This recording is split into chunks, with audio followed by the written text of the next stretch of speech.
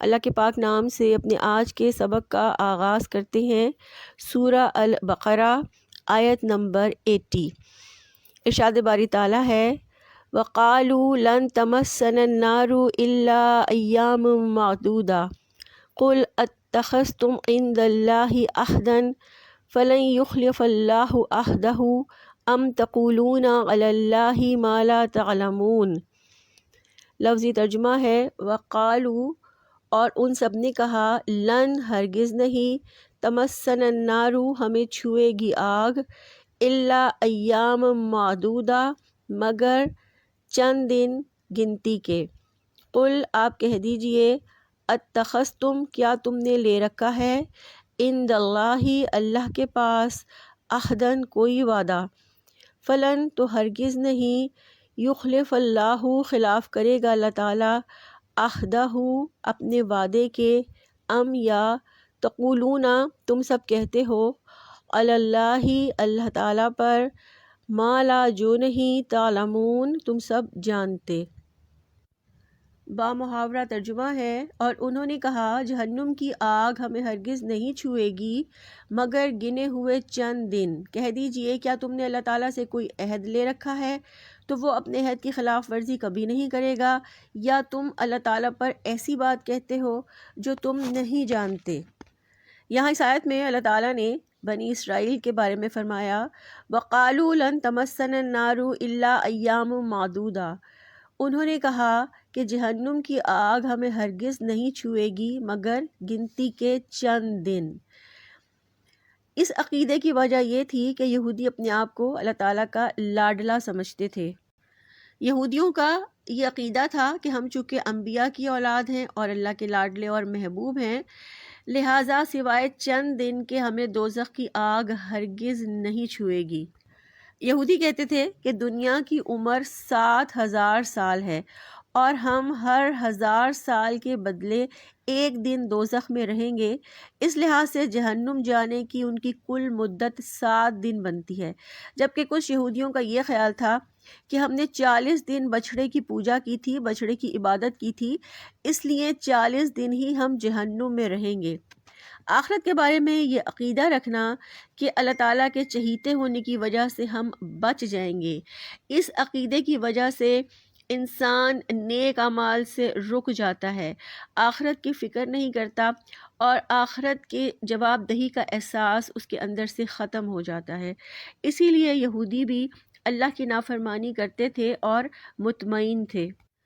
یہودیوں میں ان کے اس عقیدے کی خرابی کی وجہ سے سرکشی آ گئی تھی اور وہ یہ سمجھتے تھے کہ اللہ کی نافرمانیاں کرنے سے ہمارا کچھ بگڑنے والا نہیں اور ہمیں کوئی پکڑنے والا نہیں، اسی لیے وہ اپنی سرکشی پر اور نافرمانیوں پر مطمئن تھے۔ یہودی انبیاء کی اولاد ہونے کی وجہ سے یہ سمجھتے تھے کہ اللہ تعالیٰ ہماری پکڑ نہیں کرے گا، اور وہ اس خوش فہمی میں مبتلا تھے کہ اللہ تعالیٰ کے ہاں ہمارے حقوق محفوظ ہو چکے ہیں۔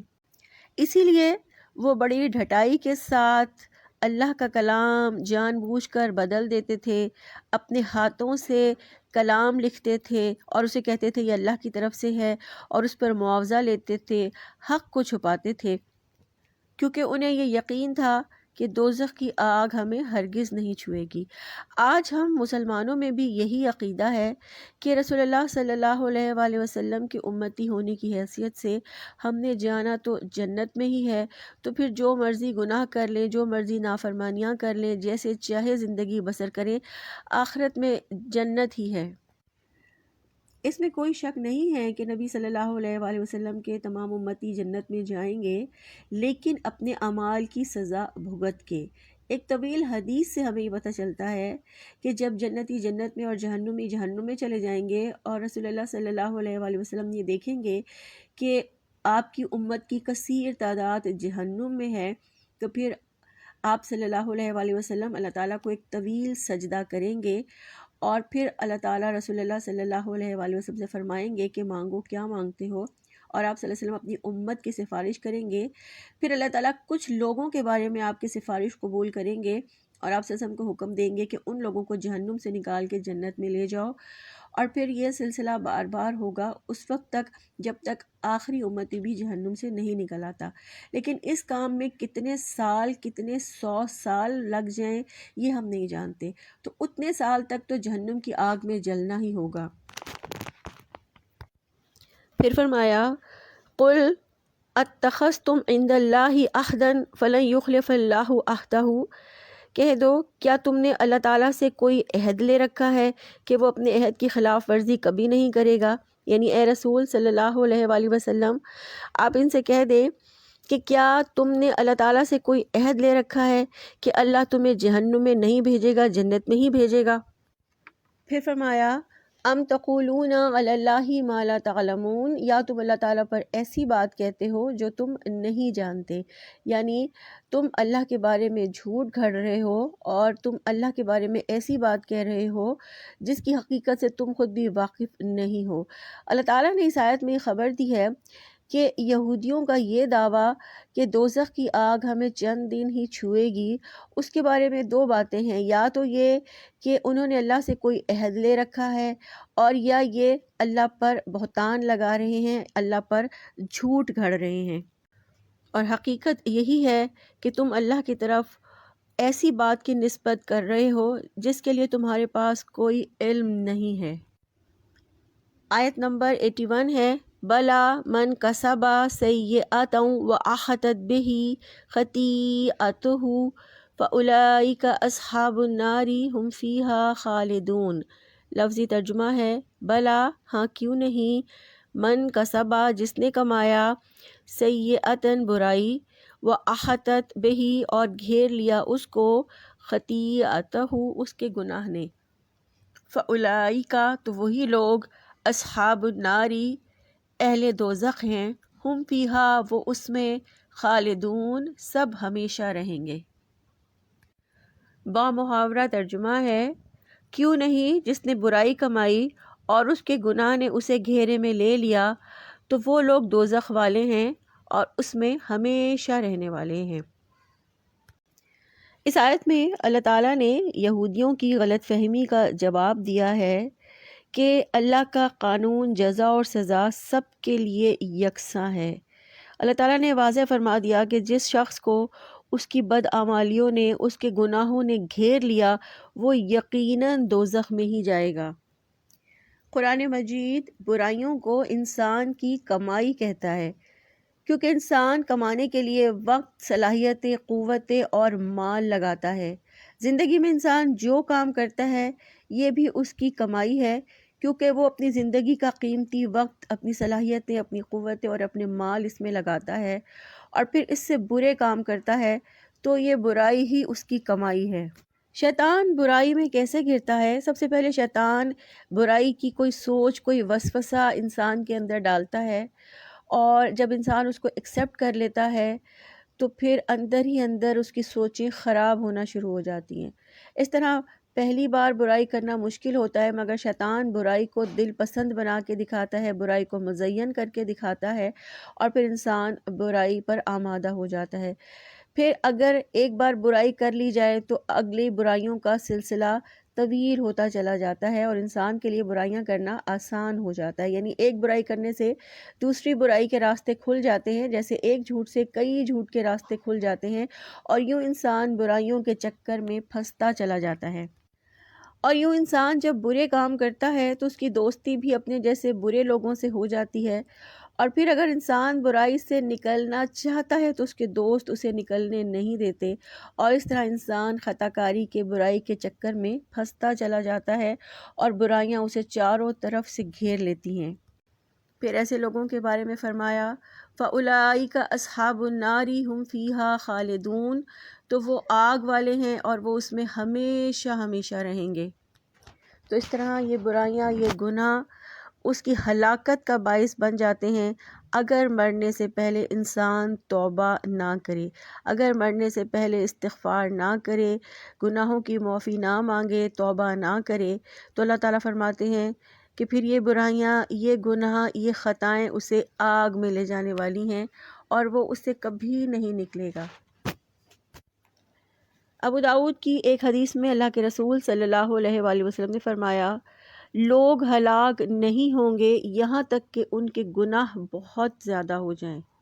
یعنی اسے حدیث سے ہمیں یہ پتہ چلتا ہے کہ گناہوں کی کثرت لوگوں کی ہلاکت کا باعث ہے۔ گناہوں میں سب سے بڑا گناہ شرک ہے۔ مشرک کی کسی صورت معافی نہیں ہے۔ شرک ایسا گناہ ہے جو ہمیشہ کے لیے جہنم میں رہنے کا سبب بنے گا۔ رسول اللہ صلی اللہ علیہ وآلہ وسلم کی شفاعت کے بارے میں طویل حدیث سے ہمیں یہ پتہ چلتا ہے کہ اہل توحید کو جہنم سے نکال لیا جائے گا اور جہنم میں صرف کافر اور مشرک ہی رہیں گے۔ یعنی ایسا گناہ گار موحد جس نے اللہ کے ساتھ کبھی کسی کو شریک نہ ٹھہرایا ہو، اس کو جہنم سے نکال لیا جائے گا، جبکہ مشرک ہمیشہ ہمیشہ جہنم میں رہے گا۔ آیت نمبر 82 ہے والذین آمنوا وعملوا الصالحات اولئک اصحاب الجنہ ہم فیہا خالدون۔ لفظی ترجمہ ہے والذین، اور وہ لوگ جو آمنوا سب ایمان لائے، وعملوا الصالحات اور ان سب نے نیک عمل کیے، اولئک وہی لوگ، اصحاب الجنہ جنت والے ہیں، ہم فیہا وہ اس میں، خالدون سب ہمیشہ رہنے والے ہیں۔ با محاورہ ترجمہ ہے اور جو لوگ ایمان لائے اور نیک عمل کیے وہی لوگ جنت والے ہیں اور وہ اس میں ہمیشہ رہنے والے ہیں۔ یہ قرآن کا اسلوب بیان ہے کہ دوزخ کے ڈراوے کے ساتھ ساتھ اللہ تعالیٰ جنت کی خوشخبری بھی دیتے ہیں۔ اس آیت میں فرمایا والذین آمنوا، اور وہ لوگ جو ایمان لائے، یعنی جو لوگ اللہ تعالیٰ پر، اللہ کے فرشتوں پر، اللہ کی کتابوں پر، اللہ کے رسولوں پر اور آخرت کے دن پر ایمان لائیں گے، وعملوا الصالحات اور نیک عمل کریں گے۔